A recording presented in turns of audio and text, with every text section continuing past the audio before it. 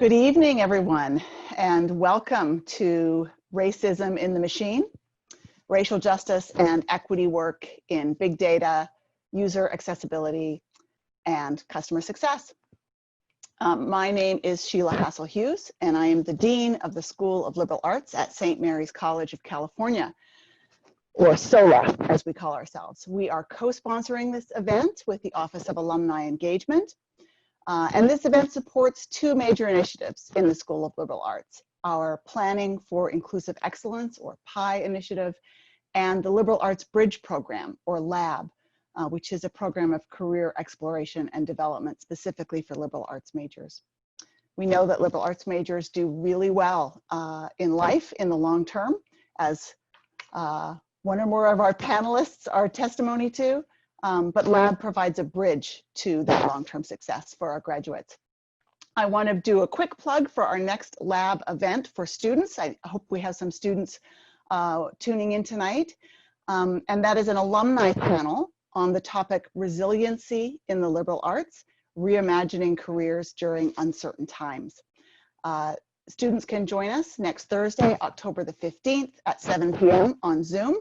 And Zach, if you would drop the link to the info for that into the chat for our viewers, that would be awesome. Otherwise, you can visit the School of Liberal Arts webpage, look for LAB, and find the information there. So the title for tonight's panel is Racism in the Machine.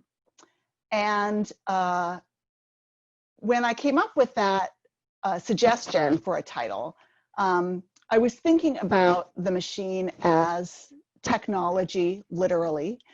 In what ways is racism manifest, built in, if you will, to the technology that we use, that we engage with in our daily lives and work.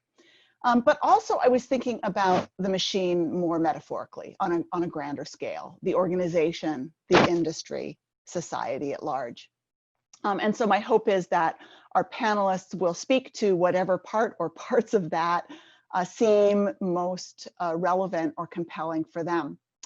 Our distinguished panelists are Dr. Nicole Brown, who is Assistant Professor of Sociology at St. Mary's College; Carlos Granda, who is Vice President of Global Customer Success at Google Cloud, and also a St. Mary's parent and member of our School of Liberal Arts Advisory Board; and Jessica Poole, a product designer and user experience researcher, currently with AppDynamics. She's a St. Mary's kinesiology alumna from the class of 2004. Their fuller bios are included on the YouTube page, so you can look for those below. So we'll start with some questions for the panel, invite them to respond, to engage with each other a little bit. And we will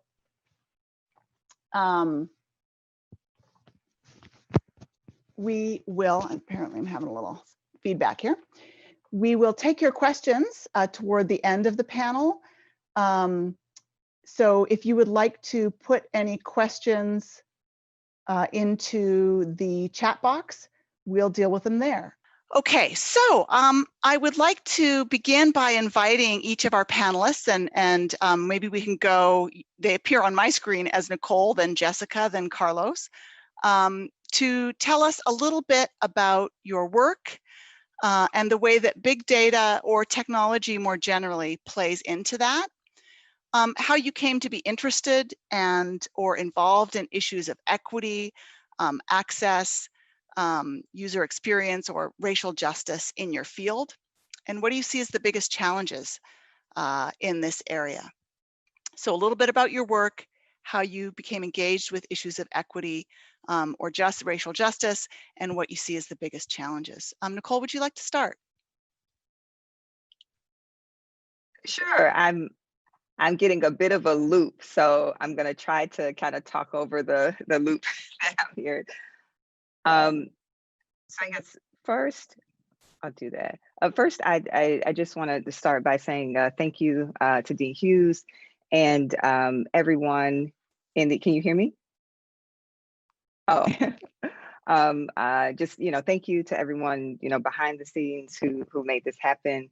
And thank you for inviting me to be a part of the discussion.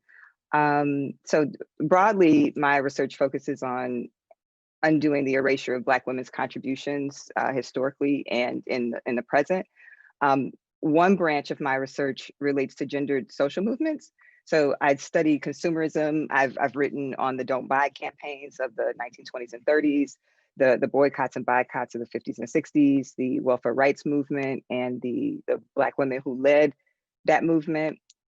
And in doing that archival research, I came face to face with the violence of the archives and the ways in which the contributions of Black women were rendered invisible, and also the ways in which many academic disciplines, including my own, determined evidence and who had rights to make knowledge claims. So that was really where my curiosity about knowledge of, or sociology of knowledge began to form. And I started to revisit how we come to knowledge and ways of intervening via methodology and specifically computation. So another dimension of my work, which relates to this panel, is about how I can utilize computation to undo the erasure of Black women in the past and in the present, in the analog and in the digital space. So I utilize what I call a critical computation, which takes Black feminist contributions to reimagine computation and algorithms and how they can be deployed in service to Black women's knowledge reclamation. So I like to kind of paraphrase Audre Lorde. I know Dean Hughes is familiar with her work, but I take the machine's tools, and though I can't dismantle the machine with them, I can still use them to break some things. So my work is about breaking things. Wonderful. Thank you so much. Jessica, would you like to go next? A little bit about your work, the way that big data or technology more generally plays into that, and how you became interested in issues of equity and access, racial justice, and what you see as the biggest challenges. Awesome. Yeah. So again, I just also want to thank you, Sheila, for including me in this conversation. I'm happy to be on this panel with Nicole and Carlos, and trying to contribute as I can to this conversation. First, hopefully everyone can hear me. I just lost signal and I think I'm back, but hopefully all is good. Excellent. So I kind of came into this work. I'll be honest. I think I would classify myself as somewhat new to taking a structured approach at how to create change.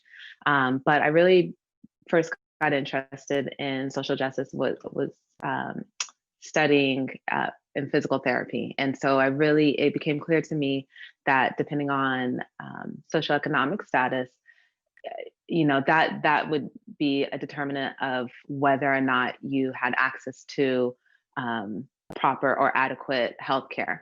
And so I ended up going to school for physical therapy and really wanting to do work around spinal cord injury and rehabilitation, and making sure that we could really push innovations forward in the research around spinal cord injury and walking recovery, and then that we could scale that information as well to make sure that regardless of income, people could have access to all of the best care. So it kind of started off with me being quite the idealist and wanting to do being quite the idealist. And I think when I was in school, I really came face to face with discrimination and really got to see how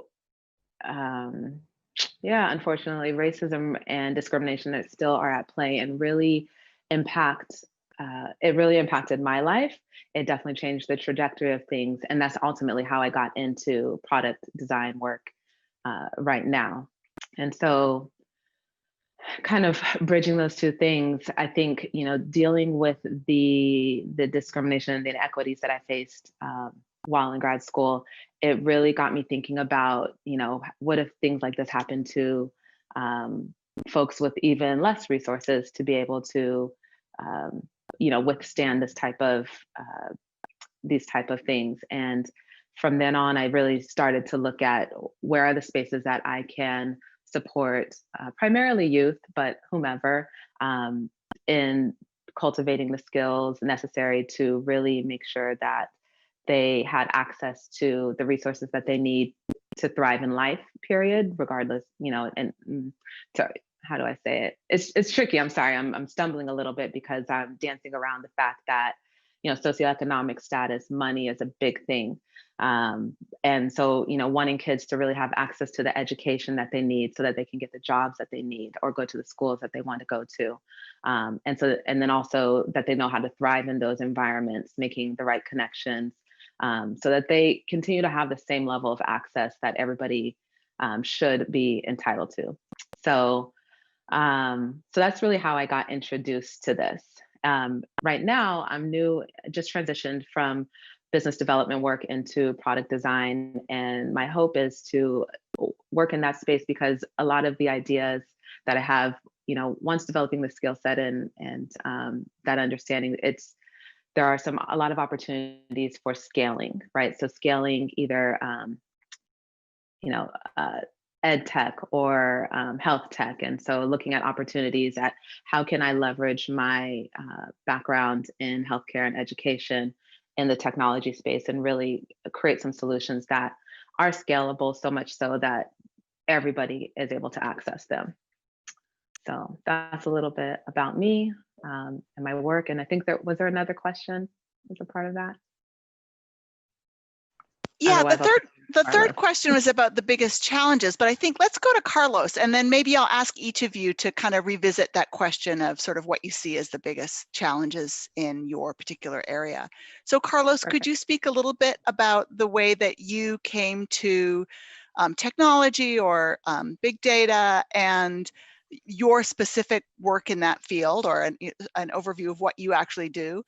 And how you came to be involved in or interested in issues of equity, access, or racial justice. Sounds good. Can you guys hear me? Thumbs up, everybody? Good. Well, hello, everybody. First, thank you, Sheila, for inviting me. This is really cool to be part of this panel. And Nicole and Jessica, I look forward to having some good conversation. And hopefully for me, hopefully it'll be a great lesson for me as well to learn, because it's especially where we are today, we're on in a journey of learning and understanding what's going on in this world, because it's sometimes it makes it a very difficult world to live in, especially with kids that I'm trying to groom into young adults and young men someday. It's a very difficult situation to be as a parent. So my name is Carlos Gronda. I work for Google Cloud. So Google Cloud is part of the broader Google family. As you all know, Google, it's a company of about 130,000 people. The Google Cloud being a smaller version or a smaller side of Google, it's only about 35,000 people. I joined the company about a year ago, and so I'm in a little bit of a different journey than maybe some of you are. My goal was to come into Google Cloud and build a brand new organization from scratch. And I joined in September of 2019. So I just, what we call our Googleversary, I just hit that big milestone of 1 year. And I'm proud to say that by the end of this year, by the end of December, we have gone from 0 to 200 people. But with that comes, it's like the great line of Spider-Man. This is, with great power comes great responsibility. With that, it wasn't just about building an organization and hire people, but also get a chance to build a culture. And culture includes principles and core values. And part of that was to ensure that we are not just addressing our DEI as a principle, to make sure that we're diverse, we're equitable, we're inclusive of everyone, but also with the latest things that have been going on in our world today, is how do we continue to enable and learn about what's going on in the world. And so the team that I am building is a customer success manager. So customer success manager is a team that once a opportunity is closed with a customer, meaning we sell them Google Cloud, our team takes over. And so we work very closely with our customers to help them unlock the value of our cloud technology. And that includes artificial intelligence, BigQuery, and pretty much anything that you can think of when it comes to cloud technologies. But that also means that, when we're building and hiring our customer success managers and they are working closely with our customers, they themselves need to have and be part of a culture where they feel engaged, respected, and included as a team. And so I myself, and I've been doing this for now almost 25 years, and we've always been something that has always been a core part of our team to kind of drive that sort of culture of being humbled and being valued, and that there is no hierarchical model in our organization, but everybody has a voice. But in the last 6 months, I think we've taken that to a whole new level. And for me, has been a little bit of a lesson as a leader to adjust and to learn. Because I think, when you think about where we are today, there is nothing that I think can prepare us to think what we've been going through now. And so we are finding ourselves, or at least I'm finding myself, rather than trying to just inspire the team, I am doing more listening. And so when we think about all the stuff that is going on, it's all really about listening, because in some cases, there are things that are going on in this world that ourselves, we don't understand. And so for me to pretend that I can say to someone that I know what you're going through when I myself may have not gone through is very unfair. And so, so those are the kinds of things that we're dealing with. And so part of me building a team, so I'm trying to build a culture, engage with our customers, and it has changed completely the way we engage with our customers. It's not just about talking about technology and business, but even in some cases, hosting sessions with our customers around things that we at Google are doing and how we can actually incorporate that into our customers. So it's been a very interesting 12 months for me here at Google.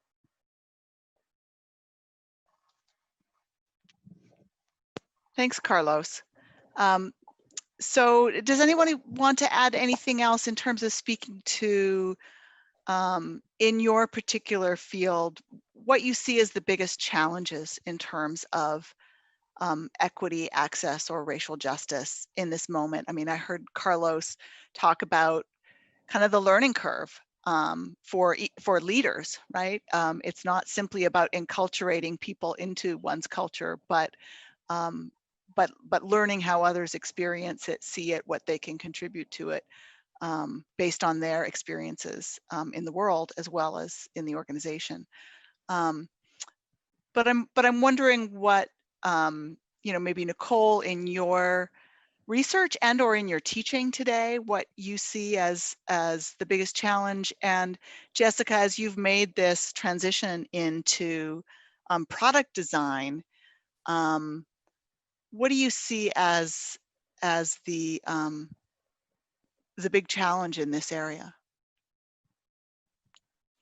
Yeah, so I can speak to just kind of thinking of the challenges broadly that I see, and also kind of connecting with what Carlos mentioned around the importance of listening, and also the importance of bearing witness. With that, one of the challenges that I see is around access. And when I invoke access, I'm not talking about access to kind of products or services as consumers, but access to jobs where decisions are being made, access to boardrooms, access to senior leadership positions, and not just the D&I positions, right?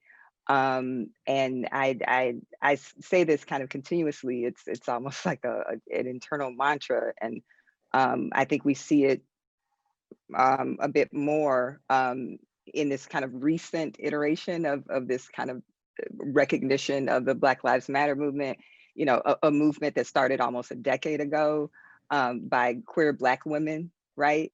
But I continuously, kind of say that, oftentimes people in power want to be in proximity to Black folks when it serves them. But the proximity is not the same as commitment. So one of the challenges I see is how we begin to structurally change our institutions, our academic institutions and otherwise, to reflect this kind of new interest in Black people's condition, so that once the allure of this moment is past a bit, we're not backsliding, from whatever progress that's been made.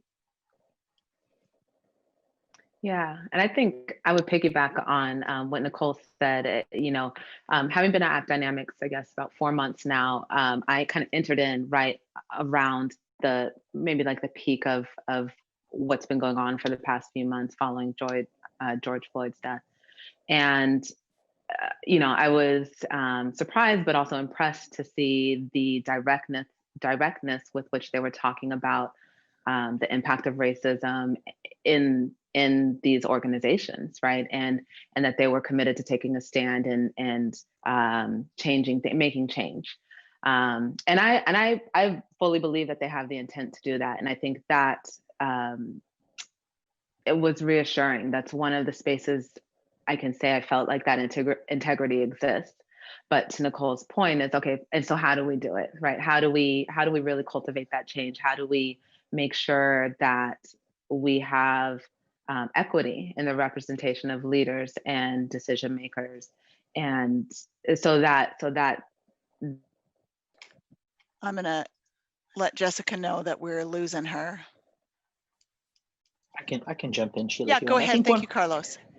I would say I think leadership is always extremely important when it comes to setting an organization, where the direction, where the company's going, what the strategy is, all these things. And I think for me now more than ever, I think leadership needs to not just talk about it, not just put it in some slides, not just talk about how we're doing things just because it's the thing to do or because we're in the moment, but it is about taking actions. And so for me, especially, for example, one of the things that we've had to do and we're going to have to do for the next 2-3 years is just grow so rapidly. In 12 months, hiring 200 people is unheard of. And think about all the things that we've had to do, but we've received feedback specifically on some unconscious bias that we have done, right? Whether it's, the interview panel that we put in place.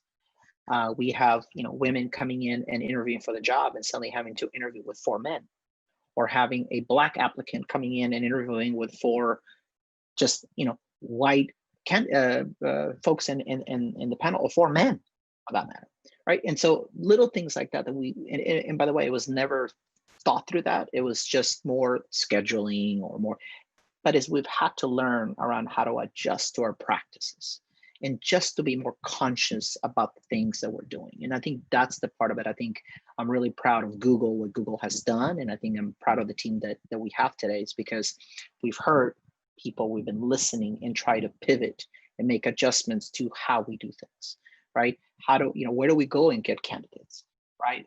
Google carries, thankfully for us, we carry a great brand where people do want to come and work here. So it's not a difficult thing to go and get candidates that want to come work at Google and Google Cloud.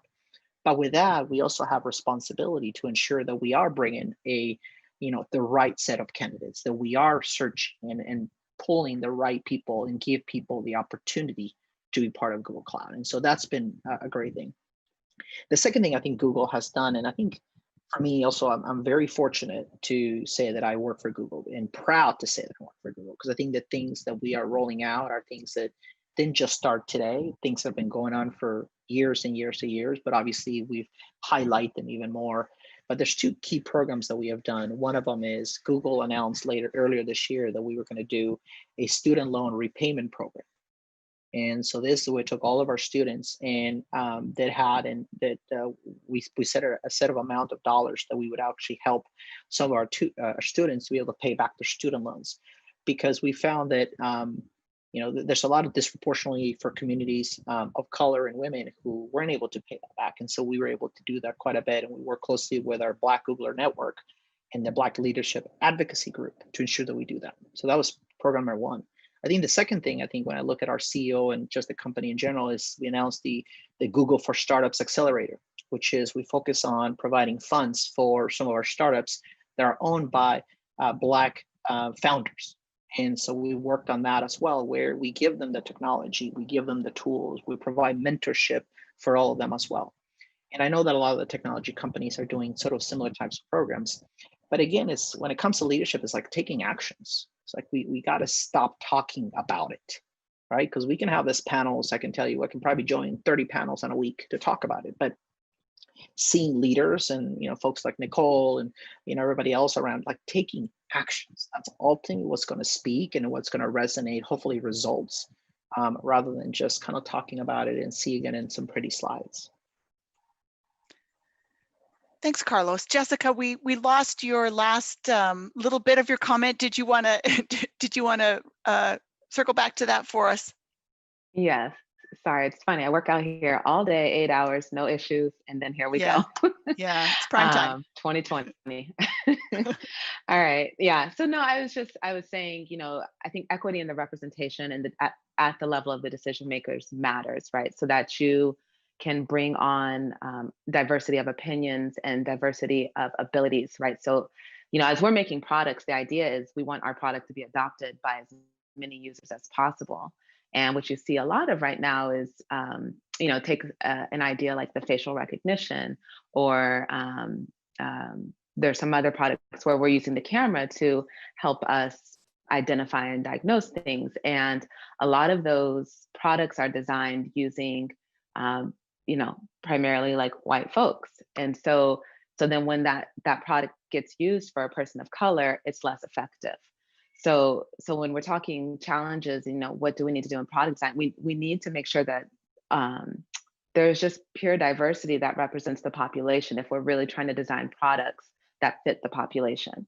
Otherwise, we end up designing something that we think might be great for a certain person without really having that clarity. So I think the biggest challenge, again, I think it starts at the top, that period, that access to the leadership roles, and then just the awareness and the acceptance of, and the understanding that it does make a difference, right? It does make a difference to have a diverse team. The products you come up with, the solutions you come up with, I can't see how they wouldn't be optimized with that that level of diversity. So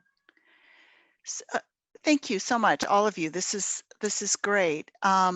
I want to think a little bit about you've spoken to, in various ways, the resurgence of the Black Lives Matter movement, the awareness and attention that you've seen in your own organizations, the desire to speak to that, to act, to listen, and yet also the real importance of structural change. I'm mindful of Nicole's articulation of that, of getting Black, Indigenous, people of color at the table where decisions are made, and in the lab where products are designed, and at kind of all levels. I'm interested, Carlos, given your call that, you know, we need to do more than talk. We need to act, and we need to move, you know, in some instances with all due haste, right? There are things that need to be changed now. What difference has COVID made because we're battling these two incredibly disruptive, revolutionary forces in our society and work lives right now. Both the wave of violence against Black folks and the increasingly rising social movement against that violence. And COVID, which has disrupted the way we do things. In what ways are you seeing the disruption of COVID providing opportunities to act, to make structural change that will be a benefit or increase access, equity, and justice? And in what ways are you seeing the impediments and the ways that COVID is, you know, obviously hitting people of color, women, low-income folks disproportionately hard? Are there ways that these two forces are intersecting that can that we should be mindful of as we think and talk and work towards action and structural change? Yeah, it's And a great question. That question wasn't on the list, so I'm I'm popping it on you. No, trust me, it's even though I have some great hair here, being in the state we are today, there was no manual that came with it. In 25 years of doing this, nobody told me how to actually build a team and lead a team through not just the social injustice going on in the world, plus global pandemic and everything else that's going on in the world. I would say there's a couple things. For me, I think it's just something to keep in mind. Probably 80%, 75% of the folks that I have hired have been onboarded virtually because we have hired them in the last 6 months. Okay. So from a Google perspective, everybody knows about our Google culture, and everybody knows about the free food, and everybody knows about our cool offices and all that. But think about that too, though. We have 70% of our folks that are coming into Google and wanting to experience the culture, the free food, I've never seen it where people want to be in the office. In previous companies, we would go to the office and there's even nobody there. Here at Google, the offices are packed because that is part of our culture. And so that in itself, from a COVID perspective, created an incredible dynamic where people were getting their laptops at home. We've actually have sent free snacks to their house just so they can try to experience a little bit of what the Google culture is. But I also think that, as leaders, we've had to get very creative. And I think what it's allowed me to do too is to have a better reach as well, and a broader reach. So a part of our customer success managers, we have actually quite a bit of our customer success managers that have come from the Black community. So we have a very diverse, actually, I'm very proud that we have reached, as an organization, we have reached a very diverse, very balanced team, not just experience, but color, race, gender, everything. I think it's incredible that I think we've been very thoughtful about doing that. But it's given me the ability to have a broader reach. And so with this, we actually are hosting now coffee corners, coffee chats to actually with different folks. And again, as I said earlier, it's about listening and taking action. I think for our team as well as providing them a easier access to our customers, because I think that we got to think about this issues that we've been having from the George Floyd, incident, as well as with everything else. It's that it's impacting our customers too. It's not just impacting me or my team, it's impacting the world. And so everybody's feeling it. And so it has made it a bit easier to interact with our customers who may be facing the same challenges. And so it has given us a completely new, broader view to be able to have these very serious conversation and topics with our customers. We've also have taken actions in some cases where, if we don't feel like our teams are being well respected in certain situations, that we've taken actions to as well, as which is maybe not be doing, work with a particular partner or a customer or put someone in a situation like that. So it's definitely given us, we all want to go back to the office. We all want to go back to visit we want to go back to visit our customers. But I think it's given us a broader view and a broader access to be able to make better connections with people. Thanks.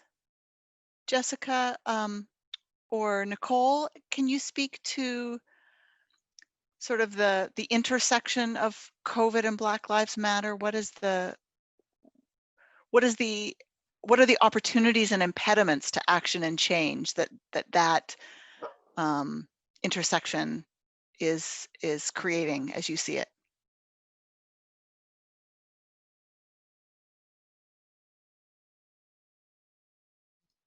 Sorry, guys. Yeah, I think, the opportunity that I see that I kind of noted is because COVID has everybody sheltering in place, everybody was somehow able to be more present to everything that was going on. And I don't know if it's proper to say it kind of heightened their awareness, but somehow I think it landed. The Black Lives Matter movement it was a good time for it to have this high visibility and people were able to be just, sorry guys, my dog is barking, more aware of it. And so I think the opportunity is, while everybody is slowed down a little bit from all of their other,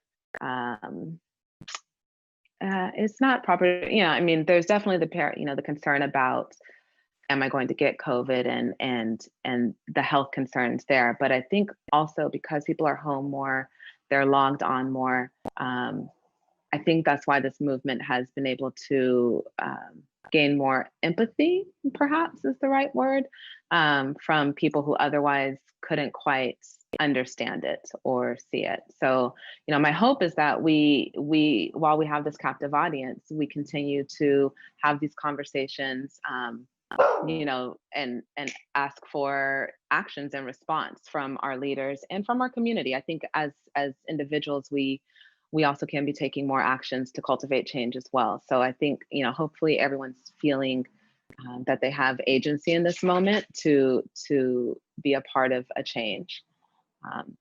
So that's kind of the opportunity that I see. Thank you. Nicole? Yeah, just to piggyback off of what Jessica was saying about, I guess the bringing race to the forefront. For me, it's really a reminder of how salient race is and continues to be, right? And kind of what I'm keeping an eye on is kind of like this, as we're kind of prioritizing, Black lives, or prioritizing Black lives when we have, in this case with COVID, some, easy financial excuses to kind of walk away. And I think that, that'll be a challenge, for university leadership and for corporations. And the reality is, we do and we need to be able to kind of walk and chew gum at the same time, right? So COVID is requiring us to reimagine a lot of things. And in our haste to adjust, I'm just wondering how quickly we're willing to let go of Black lives.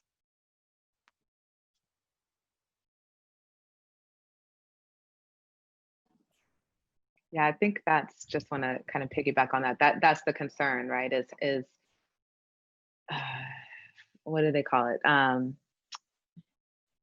I don't know. There's all these, the kids have all these terms, but this allyship that kind of isn't like this uncommitted allyship, where, I mean, the commercials that you see and all of these people who are doing something and it looks like they care, but then you wonder long term, what actions are they really going to take to act on that, right? To end inequality, right? To provide equity and to really try to create justice, where it's pretty clear that it doesn't exist across, the races. And I think that's something we all need to care about. And I know we say Black Lives Matter, and definitely Black Lives Matter, but I think this is an opportunity for us to create racial justice and equity. And I think, I can't see why not everybody can get behind that. So yeah, if I can add something to that too, because I think that's really important, because I think my concern in just like we've had issues. I mean, this is not a first time, unfortunately, that we've had issues, but my concern has always been is that once this that is in the news today stops, and so what happens after, right? And we can't let that happen. And so I think what we've been trying to do, at least the way I think about it, is that we have to put this and make it part of our core fabric of the culture of teams that we're building. And so today, the way we do it is we make this part of our key principles, our core values of how we do things. How do we operate? How do we hire? How do we talk about it? Just everything, because this can be like the 2020 slide, and we have logos and we talk about hashtag Black Lives Matter, and then it's over. Like, it cannot stop. And I know that Nicole mentioned it's been going on for 10 years, but it's like, this is my concern, that, I don't want organizations or leaders to think about it, that it is just the let's just talk about it today because it's the cool thing and the fair thing to do, and we're going to look good for our employees because the employee survey is coming up. It's got to be something that is systematic change that we as leaders need to implement. And leaders of all races are in control and power to kind of make this thing happen, where it is part of our culture, is part of our fabric, is it's how we breathe. It shouldn't be, slide 7 of a 100-page presentation. And I think that's kind of the way I'm thinking about it, is that I have an opportunity to kind of change the culture of our team and build it, and have, as our future leaders, continue to build out this team, because I'm hoping that this team continues to grow and evolve. And it's got to be, just like the book says, build to last. It's got to be built beyond my years. When someday I can sneak out of the back door, this organization continues to go. There's a culture that goes through it. It can't just be because it was the 2020, COVID-19 team, or it can be that. It's got to be much broader than that. So what strategies or approaches do you see that give you the most hope for dismantling racism in the machine? How can we work within the technology sector, our own industries, fields, in ways that shift those structures? I hear, Carlos, you really talking about a central strategy being building the team, right? And building a culture that has this at the heart of it. Nicole, I heard you talk at the beginning about access to the table where decisions are made. Are there other strategies that you think are really important for moving things forward and achieving lasting change, specifically in the tech industry, or in how we engage with big data more broadly? I was waiting for this question. Because I mentioned I study political consumerism. So what that research teaches me is that there are ways in which we can divest from institutions that aren't interested in dismantling racism.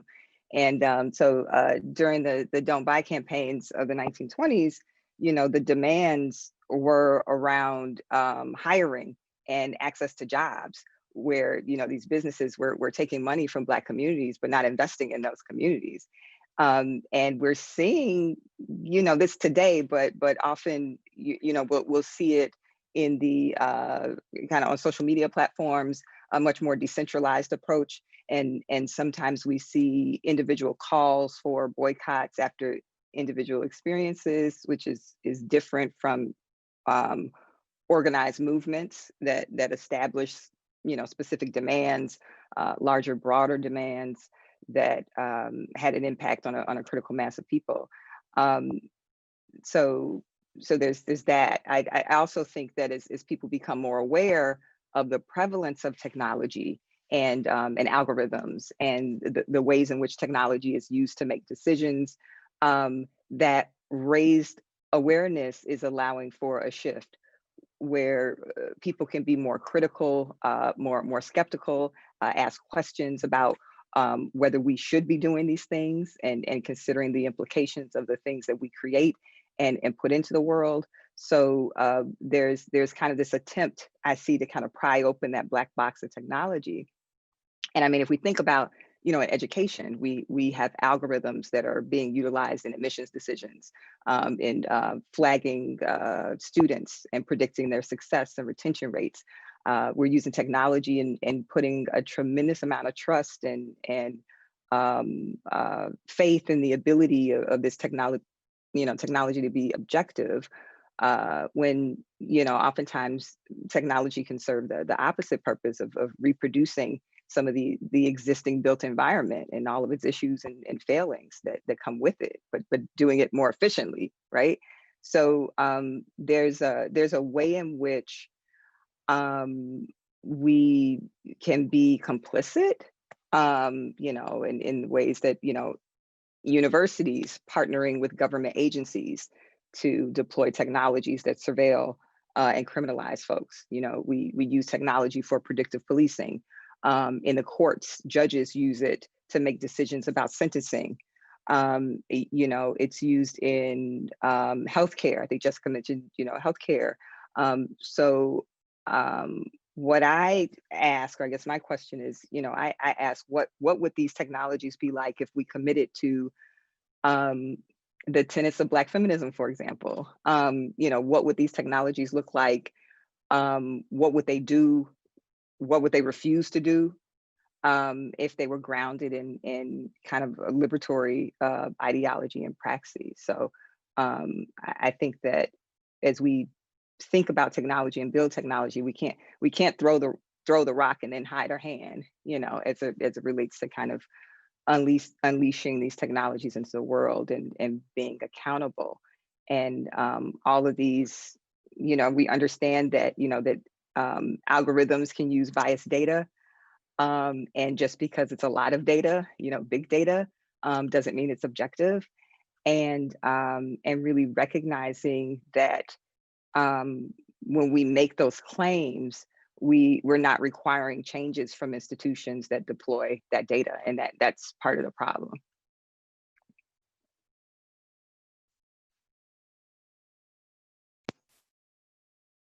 Thank you. Those are some big issues. Sorry, I was really no. I mean, I think the consumer, the power of consumer response and holding, you know, how do we hold organizations responsible from within and from without, right? So a seat at the table, but there's also the pocketbook, the power of the pocketbook is compelling. I was thinking about, Jessica, what you had said earlier as well about empathy. And I was wondering about, because so much of what we have talked about is actually about human relationships on this panel, right? And fostering culture and the way that we engage with each other through, across, around technology. Are there ways that you see, I mean, social media is an obvious maybe sphere that comes to mind. And I'm thinking, Nicole, about your comments about algorithms and big data too, right? Like Facebook is the place where I engage with diverse people and hear their stories and share my story and share my likes and my hearts and all of that. And it also curates for me based on algorithms who I'm going to see, and, you know, is manipulated by Russian bots. So it's this really complex, messy mix of empathy and politics and technology. I'm just wondering if you have thoughts about technologies that you see as, or ways to engage with technology that you see as potential ways to promote empathy and or actual allyship, rather than what the performative allyship that Jessica was referring to earlier. I'm just wondering what you think about that. Yeah, I think that's a great question. I think that's, you know, I've been looking at projects that actually considered that, right? How do we perhaps develop apps that really do allow people to connect for the intent of connection, right? As opposed to connect for the intent of making a company money. I think the challenge to that is, you know, we'd have to be really open to the idea that is a value, that is more of value than having information and power. You know, I think Facebook does a lot of great things. Instagram, all these, you know, they do a lot of great things. And the technology, I think, is great and it could be used for many good things. But their motive is something different, you know. And I think until we address like what is the motive for the design of these products, the things will always somehow be skewed to give one group power and take power from another group. But I think, you know, I think that, but this is the beauty of product design and being in this space, and the beauty again of having more diverse people at the table and leaders, so that you can, or people who just get it and want to hire more diverse creatives.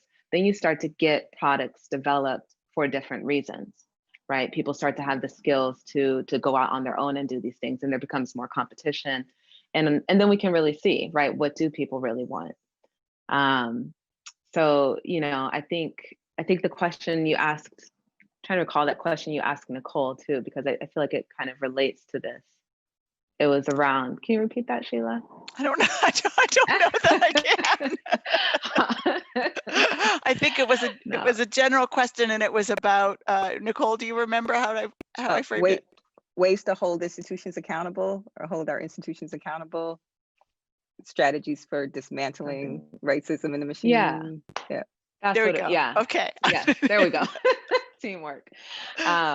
Yeah, because it makes me think of this, right? The strategy is really, I don't know. Like I said, I'm an idealist, but the strategies have to be about connection, right? And really, I think helping people understand that there could be better ways, right? There could be other ways, alternatives for us to do this, and challenging, having an awareness of, you know, that we kind of all fall victim to unconscious bias sometimes, and being willing to challenge that, right? And to really check in and say, well, listen, you know, if this group of people makes up this percentage of the population, and I've got like, you know, 13, and I've got 2 people here at 2% at my job, like maybe something's up, whether you like it or not, you know, something's up. And I don't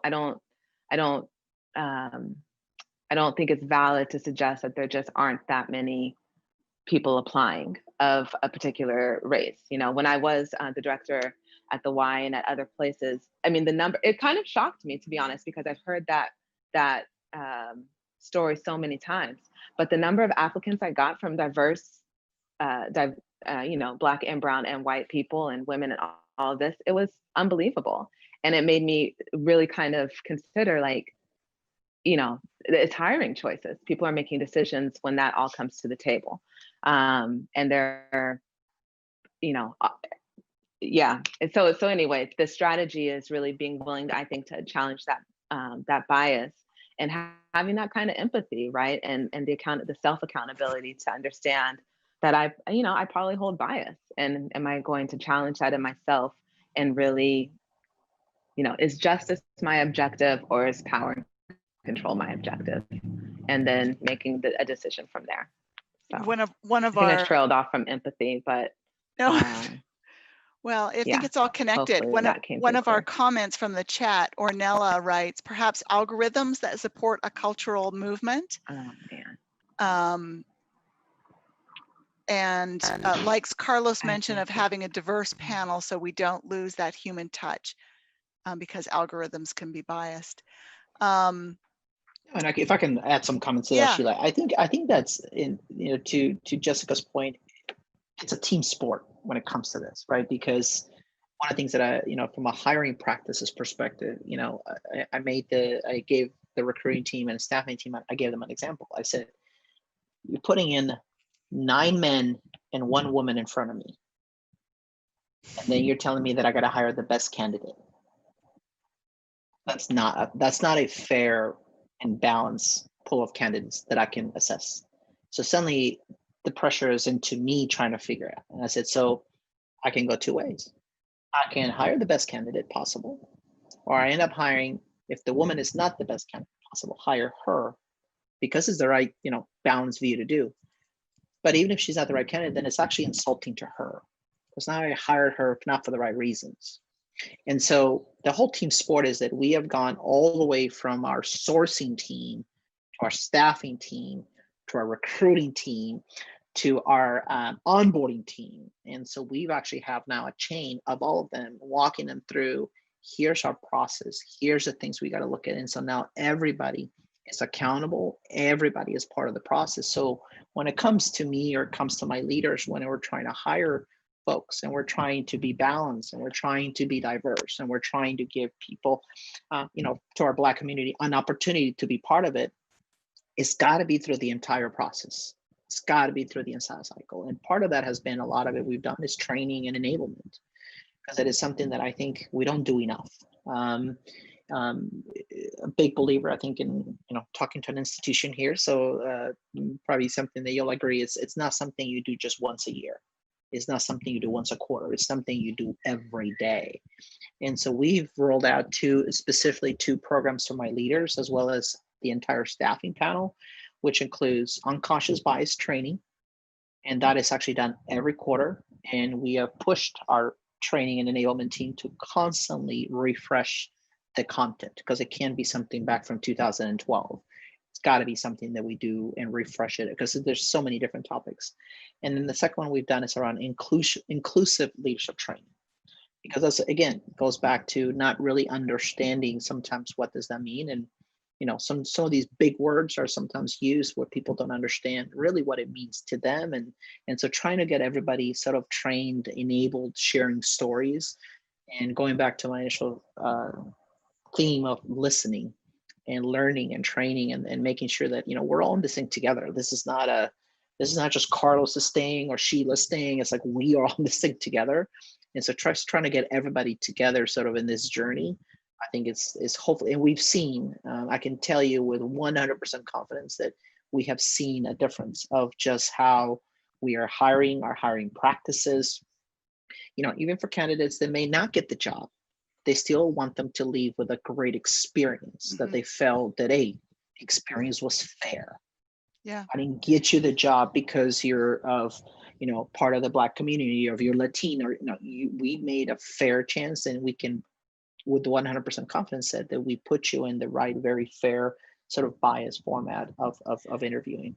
Well, and if an organization is prioritizing racial justice as a central goal, then hiring people who bring experience and expertise that can help us address issues in that regard becomes a proactive goal of hiring. And one of the things we've done in the School of Liberal Arts is ask people not to just try to recruit a diverse pool for a position that's the same position they imagined 20 years ago, but to rethink the position, and to rethink the position in a way that's going to attract a more diverse pool of candidates, and that's in line with the values we say we uphold.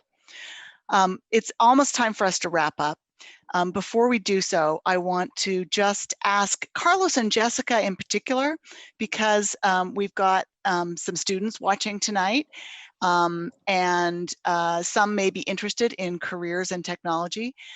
If you would just, in closing, say any advice you might have for students who might be interested in exploring internships or careers in your field, or generally who are interested in the kind of work that you're doing. Okay, Jessica, you get to go first. So my internet doesn't die again. Oh man, thank you guys for bearing with me on that. No worries. Yeah, I think my advice would be, again, I didn't actually see myself in this work. I think I didn't have a really great understanding of what all that technology offered and all of the opportunities in there. And, through my kind of evolution as a professional, there was a lot of the skill sets, they built upon each other, right? This ability to quickly analyze information and synthesize it and utilize that for process improvement, right? That's a lot of what UX is and product design is, right? It's really taking a look at, what do we say we want? What do we want to create? What do the users need? And then conducting studies to help us understand what those things are, and then building a product and then testing it, seeing how close we come to meeting our users' needs and our business goal, achieving business goals. And so I think my advice to people would be is, you know, really, I think really stay connected with who you are, stay connected with what you know you want, and see where that fits in technology. There are a lot of different realms. You know, I am, again, product design, which is less technical than, let's say, software engineering and development. You've got Carlos in the tech space as well, but really the people side, right? And so there's just so much opportunity that I didn't know about. And so I think that would be my advice, is stay aligned with who you are, make sure you're really clear about who you are and what drives you, what you're passionate about, and then explore different institutions to see if they offer something that meets that. Don't just, you know, go into one thing because you thought that's what it should be, and don't rule it out like I did because you didn't think it would be for you. So explore. Okay, Thank well you. then, Carlos, you want to take it home with a 20-second version? sure. Great piece of advice from Jessica. I think number one, I think to kind of pivot on what she said too, is be authentic. Like find that company that is really fills your core values and your, you know, sort of your moral compass, because that's really what's more important. I'll tell you that what I'm looking for is, there's two things we're looking for: is skill sets and mindset.